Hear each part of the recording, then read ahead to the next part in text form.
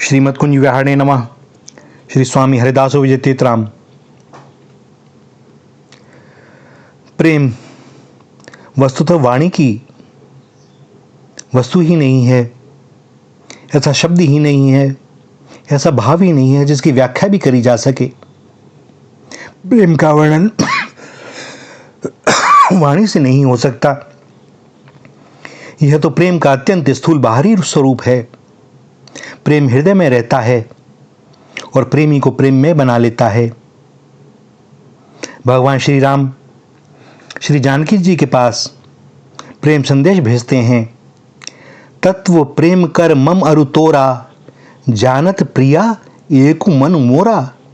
सो मनुस सदा रहत तो ही पाही, जानू प्रीति रसु एतने ही माही।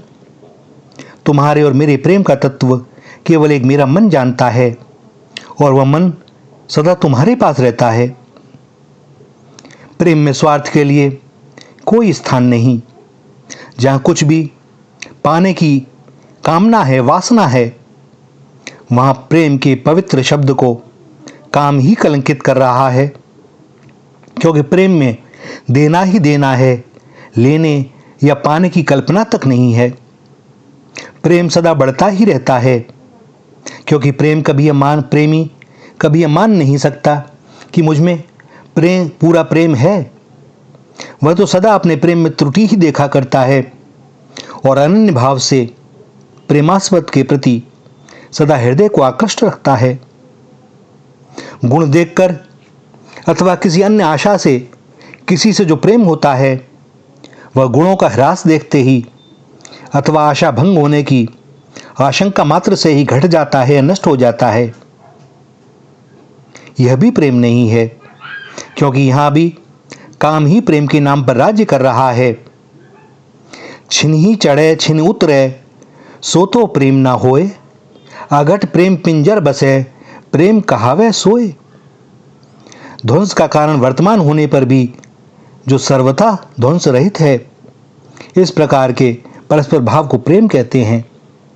अर्थात प्रेमास्पद का धन नष्ट हो गया, रूप नष्ट हो गया, उसके सद्गुण दुर्गुणों में परिणत हो गए, उसने आदर सत्कार या प्रेम भी करना छोड़ दिया, वह पग पग पर तिरस्कार करे, हमारा अपमान करे, हमारे ही सामने दूसरे को आदर करे, उसमें हजार दोषों का उदय हो जाए, तो ऐसी अवस्था में तो प्रेम नष्ट हो जाना चाहिए। संसार में ऐसा ही होता है। परंतु इस स्थिति में जो प्रेम कभी घटता नहीं बल्कि दिनों दिन बढ़ता रहता है, इसी का नाम यथार्थ प्रेम है। रसखान कहते हैं, बिनु जौबन गुण रूप धन, बिनु स्वार्थ हित जान। शुद्ध कामना ते रहित, प्रेम सकल रसखान। अति सूक्ष्म कोमल अति ही, अति पतरो अति दूर। प्रेम कठिन सबते सदा, नित इक रस भरपूर।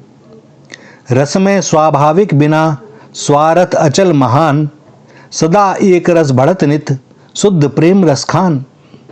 और यह प्रेम की बाढ़ कभी रुकती नहीं। तरंगों पर तरंगें आती रहती हैं, प्रवाह बढ़ता ही रहता है। इस चंद्रकला में कभी पूर्णिमा नहीं होती। प्रेम सदा बड़े बहु करे, ज्यों शशिकला सुवेश। पे पूनो या में नहीं, ताते कबहू न शेष। और ऐसा प्रेम वस्तुतः केवल भगवान में उनके प्रेमी भक्त का ही हो सकता है। देवर्षि नारद ऐसे प्रेम का लक्षण कहते हैं कि प्रेम के स्वरूप का उसी प्रकार वर्णन नहीं किया जा सकता जैसे गूंगा स्वाद का वर्णन नहीं कर सकता। ऐसा प्रेम किसी बिरले भाग्यवान, परम विषय विरागी, भगवत अनुरागी भक्त में ही प्रकट होता है। यह प्रेम गुणों से रहित है, इसमें कामना की गंध नहीं है। यह हर क्षण बढ़ता रहता है, इसका प्रवाह सदा अटूट रहता है। यह अति सूक्ष्म है, केवल अनुभव से जाना जा सकता है। इस प्रेम को पाकर भक्त केवल प्रेम को ही देखता है, प्रेम को ही सुनता है और प्रेम का ही चिंतन करता है। यहाँ प्रेम और प्रेमास्पद में कोई अंतर नहीं रह जाता, क्योंकि प्रेम हरि को रूप है, त्यों हरि प्रेम स्वरूप। एक होए द्वय में लसें, ज्यों सूरज और धूप। तो भैया जगत में जो प्रेम होता है हम लोगों का, स्त्री पुरुष में, पति पत्नी में और पारिवारिक संबंधियों में, वह वास्तव में प्रेम नहीं है। हम भ्रम में हैं, क्योंकि प्रेम यह हमेशा जब भी होगा भगवान से ही होगा।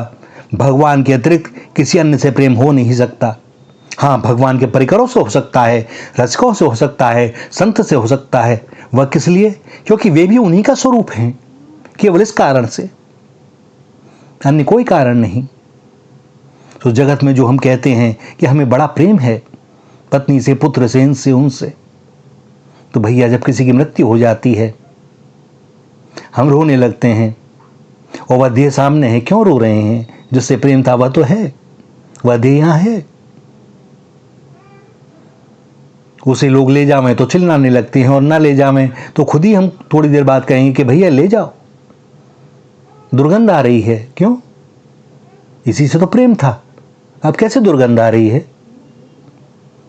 भैया प्रेम तुमको था, उसके अंदर जो विराजमान था, वह जो तत्व था, जो भगवान का अंश था, तुम्हें उससे प्रेम था, कि तुमने उस देह में उस प्रेम को आरोपित कर लिया और सारी क्रियाएं बदल गई, क्योंकि भाव बदल गया। भाव से ही भगवान के प्रेम की प्राप्ति होती है, भगवान की प्राप्ति होती है। तो हम संतों, रसिकों, शास्त्रों से, सत्संगियों से और भगवान से प्रार्थना करें, इस प्रेम का एक बिंदु हमारे हृदय में भी प्रकट हो, हम भी देखें ये कैसा आनंद है जिसको ये रसिक संत पाते हैं और अघाते नहीं हैं। ये ब्रजवासी, श्रीधामवासी छके रहते हैं, और जहां कहीं उन्हें लगता है कि बट रहा है, दौड़ पड़ते हैं, और ये प्यास कभी बुझती नहीं, क्योंकि पूर्णिमा कभी आती नहीं। यह ऐसा रस है, और खुले हाथों से श्री युगल सरकार इसे बांटते हैं, पर कोई हो तो पीने वाला। श्री किशोरी जी की तो इतनी अहेतु की कृपा है कि भैया क्या कहा जाए। केवल इसके कि उनकी कृपा तो उनकी कृपा है, उनकी कृपा की बात ना पूछो। श्री लाल से प्रार्थना करें हमें भी इस प्रेम का एक छोटा सा सीकर ही मिल जाए, बस उसी से बात बन जाएगी, उसी को संभाल लें। इसके लिए भी भगवान से पात्रता की प्रार्थना करें। हे नाथ, बड़ा कठोर हृदय है, पत्थर में क्या हो सकता है? नदी में जो पत्थर पड़े रहते हैं, न जाने हजारों वर्षों से उसके ऊपर से पानी निकल रहा है, वो पानी में है, लेकिन उसके अंदर कुछ नहीं है। ऐसा ही हमारा हृदय हो गया है, सबके बीच में रहते हुए भी हम वही पाषाण बने हुए हैं। हे नाथ कृपा करो, हे स्वामिनी कृपा करो। और जब भीतर वास्तव में अंतःकरण से ऐसी वेदना युक्त पुकार उठे, उनके बिना रहा ना जाए, तो वे तो हमारी वेदना को कभी देख ही नहीं सकते। दौड़े चले आते हैं, गोद में उठा लेते हैं, हृदय से लगा लेते हैं। वे पात्र नहीं देखते, सब उन्हीं के हैं। सुबह का भूला शाम को घर लौटावे तो भूला नहीं कहलाता। तो यदि हमें यह होश आ जाए कि हम भूले हुए हैं, तो भैया एक क्षण का भी विलंब न करें, लौट चलें वापस। वे हमारी प्रतीक्षा में हैं। श्री राधा, श्री राधा, श्री राधा।